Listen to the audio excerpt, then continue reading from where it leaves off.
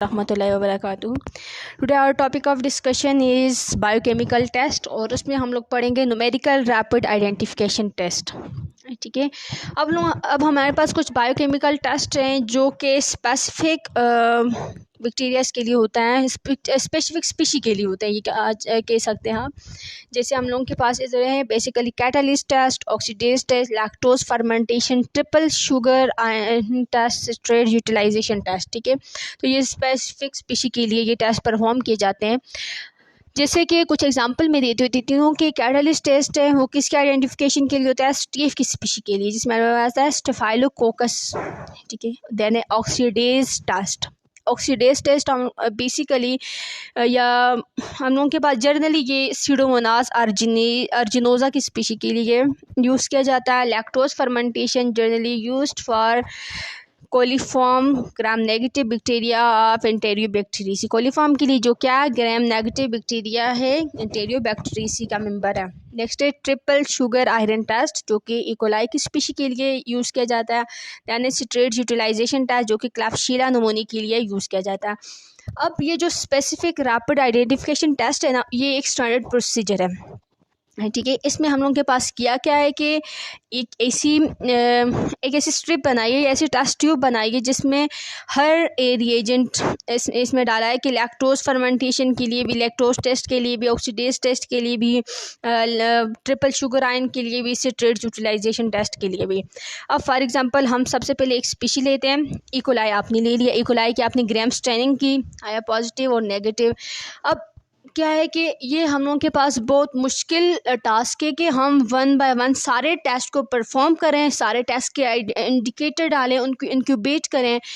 काफ़ी मुश्किल टास्क है। तो फिर मैन्युफैक्चरर और डायग्नोस्टिक कंपनीज़ ने इसको सिंप्लीफाई किया एक मेथड के साथ। उन्होंने एक किट डिज़ाइन की जिसमें डिफरेंट न्यूट्रिएंट्स कंपार्टमेंट बने हुए होते हैं, और ये जो कंपार्टमेंट हैं ये कैटेगराइज किए हैं इस वे में कि ये टेस्ट के सीक्वेंस के अकॉर्डिंग। ठीक है, और उनको नंबर दे दिया, जैसे 0, 1, 2, मतलब यूरिएज के लिए नंबर 3, लैक्टोज के लिए नंबर 2, इस तरह के उनको नंबर्स दे दिए गए।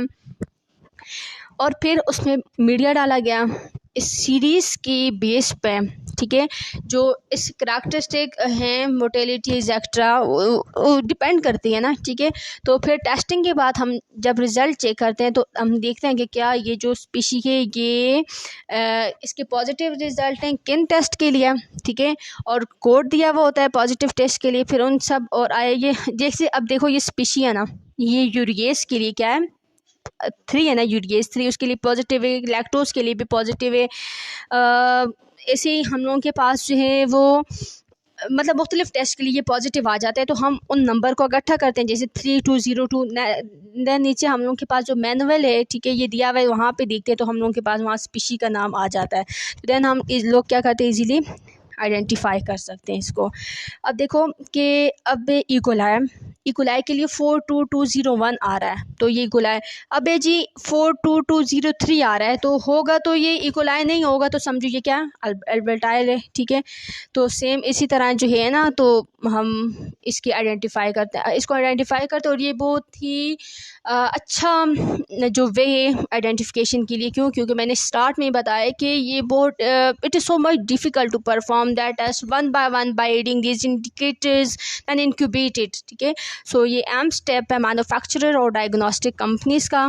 तो उन्होंने सिंप्लीफाई किया this method by designing kit having different nutrients compartment. Okay, I understand. ये हम लोगों के पास नीचे डायग्राम भी है, ग्राम पॉजिटिव और ग्राम नेगेटिव, ग्राम स्टैनिंग दी हुई है। फर्स्ट हम फिक्सेशन करते हैं, दैन क्रिस्टल वायर, फिर आयोडीन ट्रीटमेंट, डिकलराइजेशन, फिर काउंटर स्ट्रेन साफ्रेनिन, फिर हमें पता चल जाता है कि ये ग्राम पॉजिटिव है या ग्राम नेगेटिव है। ठीक है, आगे हम लोगों का टॉपिक है सीरोलॉजिकल टेस्ट, वो भी इंशाल्लाह हम डिस्कस करते हैं। ठीक है, अगले लेक्चर में। So it's enough for today, stay tuned, अल्लाह हाफिज़।